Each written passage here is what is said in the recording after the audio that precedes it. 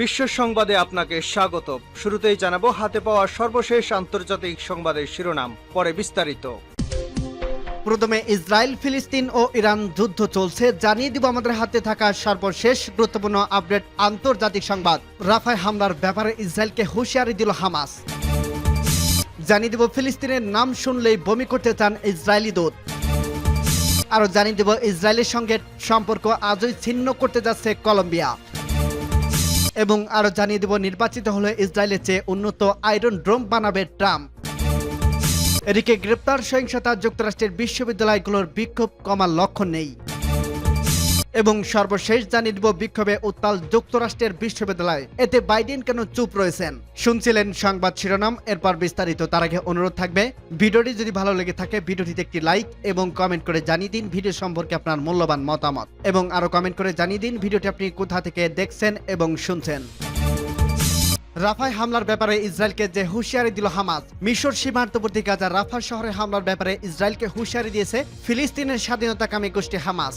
হামাসের সিনিয়র নেতা ওসামা হাদনান বুধবার হিজবুল্লাহর সমর্থিত লেবাননের আল মানার চ্যানেলকে বলেছেন, শত্রু যদি রাফায় স্থল অভিযান চালায় তবে আলোচনা বন্ধ হয়ে যাবে, কারণ গুলির মধ্যে প্রতিরোধ আন্দোলন আলোচনা চালায় না। হামদান আর বলেন, হামাসের প্রতিরোধ সক্ষমতা এখন উচ্চ পর্যায়ে রয়েছে, প্রতিরোধ আন্দোলন এখন দারুণ রয়েছে, আর এই সময়ে ইহুদিবাদী এটিল ব্রিগেডগুলো গাজা উপত্যকায় ধরে পড়ছে। তিনি আর বলেন, ইসরায়েলি শত্রুরা তাদের সক্ষমতা নিয়ে বাজি ধরছে, তবে প্রতিরোধ আন্দোলন প্রস্তুতি নিচ্ছে। হামদান নিশ্চিত করে যে হামদানের এই দুই নেতা মোহাম্মদ দেইফ এবং ইয়াহিয়া সিনোয়ের সাথে স্থায়ী যোগাযোগ আছে, তারা মাঠের পরিস্থিতির উপর ঘনিষ্ঠভাবে নজর রাখছেন।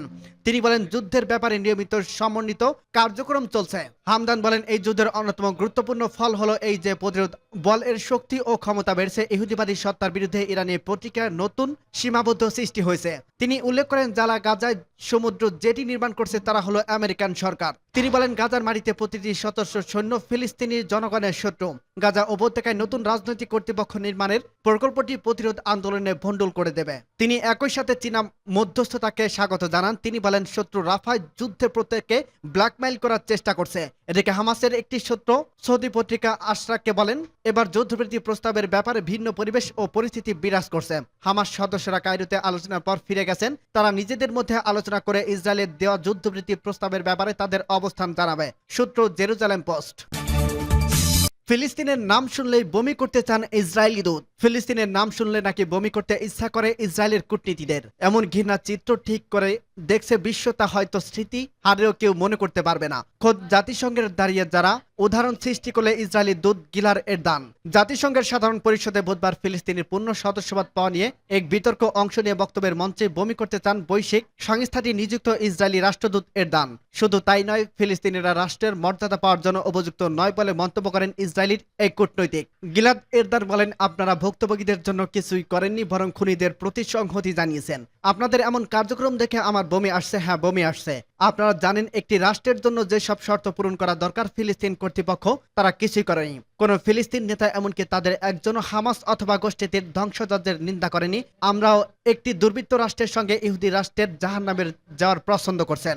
এদিন জাতিসংঘে নিযুক্ত ফিলিস্তিনের রাষ্ট্রদূত রিয়াদ মানসুর জানান, বিশ্ব শক্তিগুলো দ্বিরাষ্ট্র সমাধানের সমর্থন করে।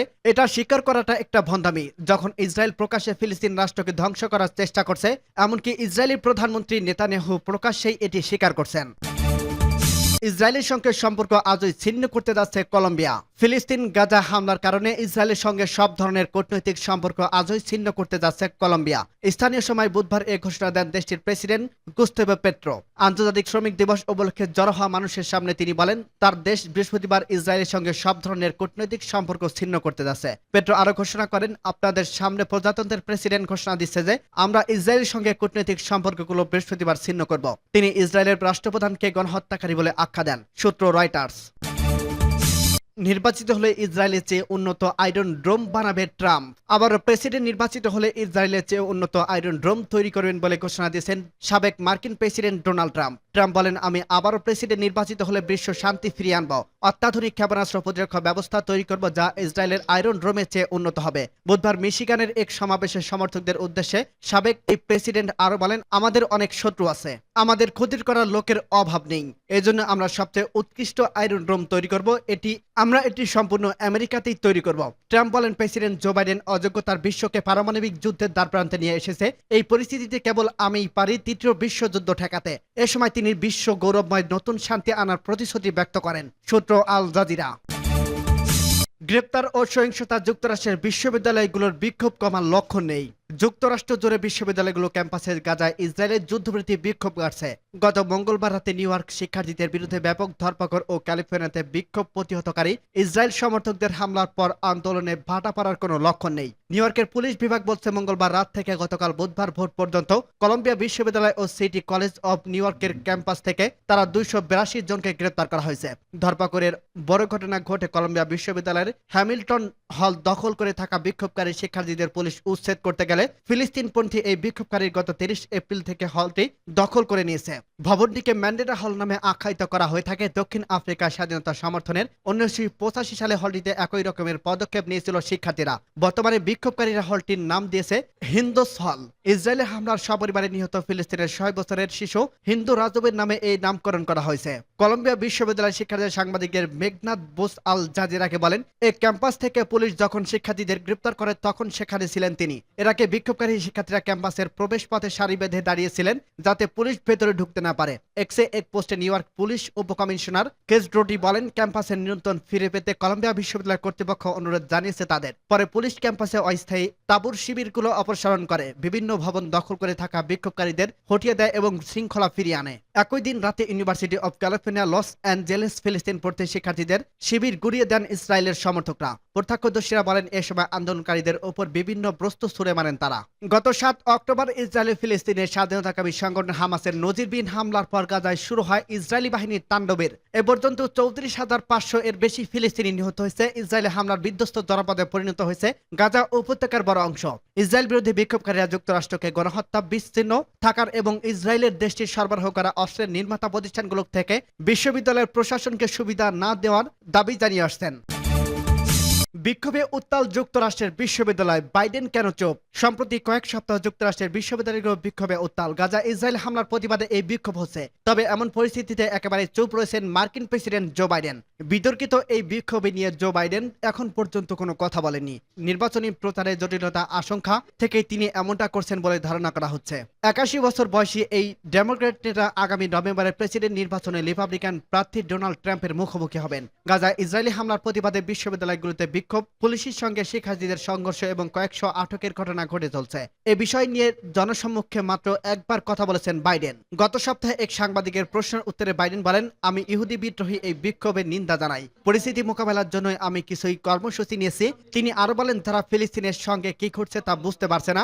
আমি তাদের নিন্দা জানাই। 1960 থেকে 70 এর দশকে ভিয়েতনামের যুদ্ধ নিয়ে বিক্ষোভের পর যুক্তরাষ্ট্রের বিশ্ববিদ্যালয়গুলোতে অন্যতম বড় ও দীর্ঘস্থায়ী বিক্ষোভ চলছে।